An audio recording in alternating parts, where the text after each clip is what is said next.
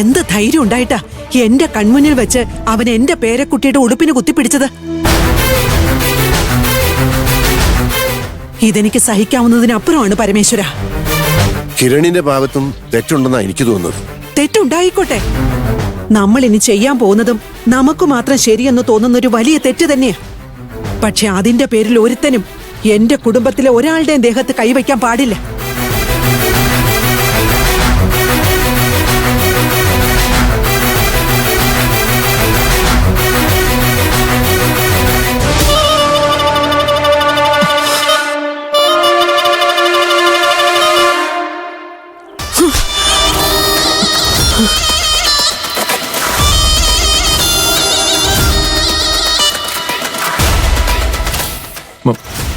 Aravind plan ചെയ്ത് ഒപ്പിച്ച പരിപാടിയാണ് മുത്തശ്ശിയത്.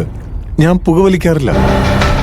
സിഗരറ്റും ലൈറ്ററും അരവിന്ദ് തന്നെയാണ് കൈ കരുതിയതും അവരുടെയൊക്കെ മുമ്പിൽ വെച്ച് എന്റെ പോക്കറ്റിൽ നിന്ന് എടുക്കുന്ന പോലെ കാണിച്ചതും. ആ സംഭവത്തിൽ ഞാൻ തെറ്റുകാരനല്ല.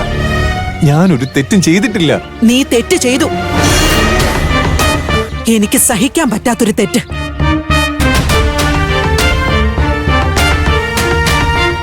പ്രതികാരം ചെയ്യാൻ ഉറപ്പിച്ച് ശത്രുവിന്റെ പാളയത്തിൽ ചേക്കേറിയവർക്ക് സദാസമയം ഉള്ളിലുണ്ടാവേണ്ട ഒരു സൂക്ഷ്മതയുണ്ട്. വീണ് കിട്ടുന്ന അവസരം പ്രയോജനപ്പെടുത്താനുള്ള മിടുക്ക് കാണിക്കണം. അരവിന്ദ് നിന്റെ ദേഹത്ത് കൈവച്ചപ്പോ ചെറുത്ത് നിൽക്കുകയല്ലായിരുന്നു വേണ്ടത്, തിരിച്ചടിക്കണമായിരുന്നു.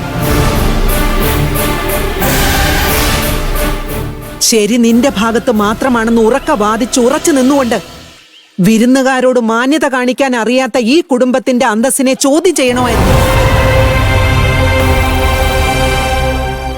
ചെറുതായിട്ടൊന്ന് രക്തം പൊടിക്കുന്ന ഒരു ചെറിയ മുറിവ് കൂടി നീ അവനിൽ നിന്നും സമ്പാദിച്ചെടുത്തിരുന്നുവെങ്കിൽ ഇന്ന് ബാലചന്ദ്രനെയും അവന്റെ മകനെയും കൊണ്ട് കാലു പിടിച്ച് മാപ്പ് പറയിപ്പിച്ചേനെ ഞാൻ.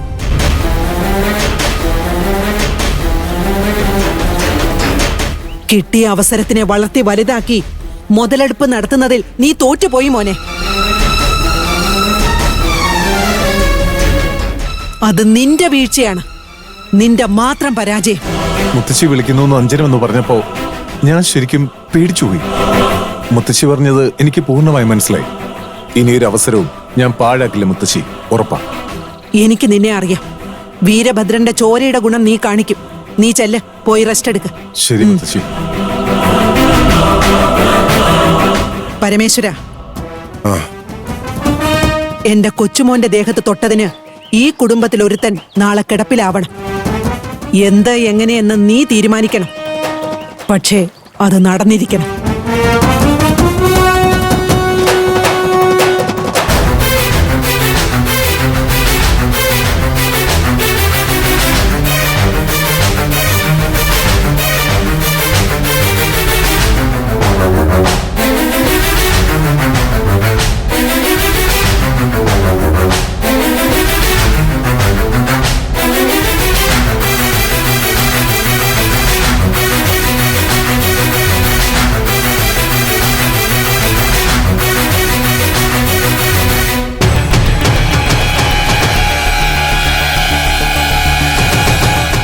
കിരണേ, അരവിന്ദേട്ടൻ അങ്ങനെ പെരുമാറിയതിൽ ഞാൻ കിരണിനോട് ക്ഷമ ചോദിക്കാം.